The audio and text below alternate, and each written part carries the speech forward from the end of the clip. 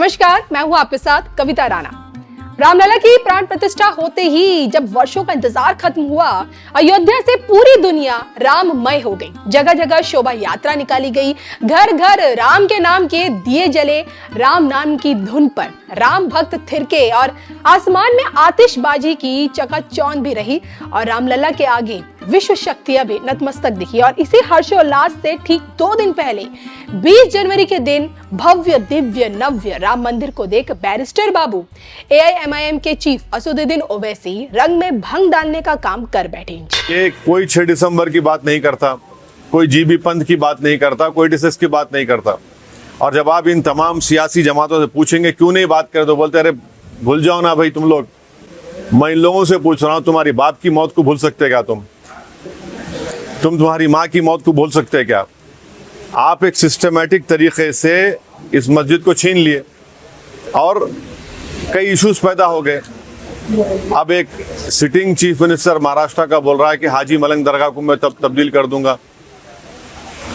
सुनहरी मस्जिद दिल्ली का क्या किस्सा है बताइए आप। तो ये सब चीजें, ऊपर से मोदी ये चाहते हैं कि इससे मेजॉरिटी कम्युनिटी का वोट कंसोलिडेट हो जाए उनके लिए। और दूसरा उनका मकसद ये है कि भारत के मुसलमानों को उनकी हैसियत और उनका मुकाम दिखाना। तो ये वही ओवैसी हैं जो प्लेसेस ऑफ वर्शिप एक्ट की हमेशा से वकालत करते आए हैं, और ये वही ओवैसी हैं जो देश के नौजवानों से मस्जिदों को आबाद रखने की गुहार भी लगाते हैं, और ये वही ओवैसी हैं जिन्हें कोर्ट के फैसले से आज भी ऐतराज है। और इन्हीं ओवैसी का पास्ट, प्रेजेंट और फ्यूचर किसी और ने नहीं बल्कि अयोध्या से छावनी पीठ के महंत परमहंस दास महाराज ने बताया। उन्होंने देश के मुसलमानों का भविष्य बताते हुए क्या कुछ कहा, देखिए धर्म ज्ञान पर। शास्त्रों में कहा गया है कि संतों की जो दूरदृष्टि होती है वो आमजन मानस को एक दिशा देने में सहायता देती है। मैं आपसे जानना चाहती हूँ, अयोध्या के इस पावन धरा से काशी और मथुरा की बारी कब आने वाली है? अगर आप उसकी दिनांक बता दें, डेट बता दें। बस 2025 समाप्त होते होते काशी मथुरा का विवाद खत्म हो जाएगा। 2025 तक बिल्कुल। अक्सर आप हिंदू राष्ट्र को लेकर आपका आमरण अनशन मीडिया की सुर्खियों में रहा है, और हिंदू राष्ट्र की मांग हमेशा से हिंदू बहुल भारत में हमेशा से उठी है। संत समाज की तरफ से जोर शोर से उठाई गई है। हिंदू राष्ट्र की परिकल्पना आप भी करते हैं। तो कब हमें वो देखिए, हिंदू राष्ट्र तो उसी समय बन जाना चाहिए जब हिंदू मुसलमान के नाम पर देश बट गया जी। जब पाकिस्तान बांग्लादेश इस्लामिक राष्ट्र बन गया तो उसी समय बंटवारे से बचे हुए भारत को हिंदू राष्ट्र बन जाना चाहिए था। आप पर आरोप लगते हैं कि आप अन्य समुदाय की नागरिकता खत्म करने की भी। हाँ, मैं कहता हूँ, हम तो कहते हैं कि ईसाई और मुसलमान भारत में जितने हैं इनकी नेशनलिटी खत्म की जाए और ये उसी तरह से रहें जिस तरह से पाकिस्तान बांग्लादेश में हमारे हिंदू हैं, अथवा ये वहाँ चले जाए, वहाँ से हमारे हिंदू यहाँ चले आएँ। अब दरअसल में दिक्कत ये होती है कि जब भारत की खा करके पाकिस्तान की गाते हैं, इनके अंदर जो पाक परस्ती है उससे तकलीफ होता है कि जो लोग बेशर्मी से देश विरोधी नारा लगा रहे हैं जी। इनको देश में रहने का अधिकार नहीं है। अगर अन्य देशों में इस तरह का कोई करता है तो उसको तुरंत मृत्युदंड दिया जाता है। इसलिए हम चाहते हैं हिंदू राष्ट्र बने। यह जो पार्टीशन की डिमांड थी यह मुस्लिम पक्ष से उठी थी जी। मैं जिक्र करूंगा एक हिस्ट्री की। 16 अगस्त 1946 डायरेक्ट एक्शन डे की, जब भारत के सारे मुसलमानों ने कहा कि 2 सिद्धांत को मानने वाले लोग एक जगह रह ही नहीं सकते हैं, और उस समय जो है तो मुसलमानों ने तलवारें उठा करके और निर्दोष हिंदुओं का, लाखों निर्दोष हिंदुओं का मर्डर किया, सर कलम किया। वो कहे हमको अलग कंट्री चाहिए, अलग देश चाहिए। उन्हें पाकिस्तान बांग्लादेश मिला। अब जब पाकिस्तान बांग्लादेश मुस्लिम देश बन गया, किसी को आपत्ति नहीं हुई, तो बंटवारे से जो बचा है वो तो हिंदुओं का है। अब इनकी मक्कारी देखिए कि वहाँ अलग डिमांड करके वो मुस्लिम देश बना लिए पाकिस्तान बांग्लादेश को, और बंटवारे से जो बचा है उसको धर्मशाला बनाए हैं और यहाँ भी आग दिखा रहे हैं। अच्छा, यहाँ भी इनकी इतनी बेशर्मी हमने देखा कि 10 लड़का, 12 लड़का, 15 बच्चे पैदा करेंगे। अगर कहा जाए थोड़ा पॉपुलेशन पर कंट्रोल रखो तो कहेंगे अल्लाह दे रहा है, बच्चे अल्लाह की देन है, और बेरोजगारी के लिए मोदी को दिन रात गाली दे रहे हैं। तो मैं कहता हूँ अगर अल्लाह बच्चा दे रहा है तो अल्लाह तुम्हें रोजगार दे दे, खाने को रोटी दे दे। रोजगार के लिए तुम मोदी को जिम्मेवार ठहरा रहे हो।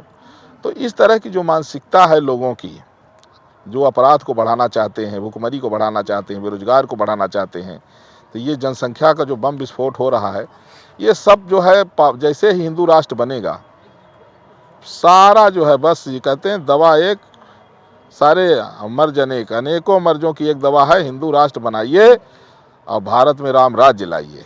और जितने हम ईसाई मुस्लिम हैं, 5 साल नहीं बीतेगा सब घर वापसी कर लेंगे। ये जाएंगे कहीं नहीं, क्योंकि इनको पाकिस्तान में तो 200 रुपए किलो केजी जो है आटा चल रहा है। उनके अपने भुखमरी है, यहाँ कितना 25 करोड़ मुल्ला कोई रखेगा नहीं। तो ये अंतिम में घर वापसी कर लेंगे, क्योंकि सब कन्वर्टेड है, सब हिंदू से मुसलमान बने हुए हैं। 2-4 पीढ़ी पहले हमारे पास तो बहुत सारे मौलाना पादरी आके कह रहे हैं गुरु जी हम लोग घर वापसी करना चाहते हैं। बोले जब राम जी का मंदिर बन गया है तो जिस तरह से राम जी पहले परेशान थे, हम लोग भी इधर उधर परेशान थे। अब हम जो है राम जी जैसे अपने मंदिर में आ जाएंगे, हम लोग भैया अपने सनातन धर्म में घर वापसी करेंगे। तो अब भारत में ईसाई और मुसलमान यहाँ कोई है ही नहीं है, सब कन्वर्टेड है, सारे के सारे। कुछ दिन के बाद आप देखिएगा। लेकिन देखिए जो लोग अपने आप को कन्वर्टेड हिंदू नहीं मानते हैं वो वैसे ही सबसे टॉप में रहे। वो तो आज राम मंदिर की भव्यता को देख के ये तक बोल रहे हैं, अपने समुदाय के लोगों को इस तरह से भड़का रहे हैं कि अब हमें अपनी मस्जिदों को आबाद रखना ही पड़ेगा, कोई नहीं छीन सकता मेरी मस्जिदों को। ये AIMIM प्रमुख असदुद्दीन ओवैसी की बात करें क्या? ये तुलसीराम का पोता, ये तुलसीराम का पोता है। तुलसीराम का पोता कैसे? हाँ, ये जो है ये 2-3 पीढ़ी जो है, इसके परदादा जो थे ना, तुलसीराम नाम था। तो ये इसका भी जो है बड़ा इनकी पूर्वजों के साथ बड़ा अत्याचार किए मुल्ला, और इसको मुसलमान बनाया गया। तो ये अंदर से तो चाह रहा है, ये घर वापसी करना चाह रहा है, लेकिन अब चूंकि इसकी राजनीति जो है वो बस नफरत पर टिकी हुई है। ये देश का दूसरा जिन्ना है। अगर हिंदू राष्ट्र बना तब तो घर वापसी कर लेगा, अब हिंदू राष्ट्र नहीं बना तो ये दूसरा जिन्ना तैयार हो रहा है। क्योंकि इनको फ्री का जब तक राशन मिल रहा है, अब देखिए ये माइनॉरिटी है नहीं, लेकिन इनको लाभ माइनॉरिटी का मिल रहा है। तो जब तक इनको तमाम फैसिलिटी उपलब्ध हो रही है तब तक ये अपराध की दुनिया में रहेंगे। और जहाँ इनकी नेशनलिटी ख़त्म होगी, चुनाव लड़ने पर तमाम नौकरियों पर प्रतिबंध लगेगा, ये अपने आप जो है तो आएगा 4 पीढ़ी का कागज़ लेकर के कि देखिए हमारे परदादा तुलसीराम थे, मैं तुलसीराम का पोता हूँ और हमको जो है घर वापसी करने की इजाज़त दी जाए। तो हम लोग कहते हैं भैया घर वापसी करने वाले को वेलकम। देखिए अगर कोई व्यक्ति जो है समझ गया है और सच्चाई वापस आ रहा है तो उसके लिए वेलकम है। और जिसको इस्लाम अच्छा लगता है तो वो रहे, लेकिन उसी तरह से रहे जैसे हमारे हिंदू पाकिस्तान में हैं।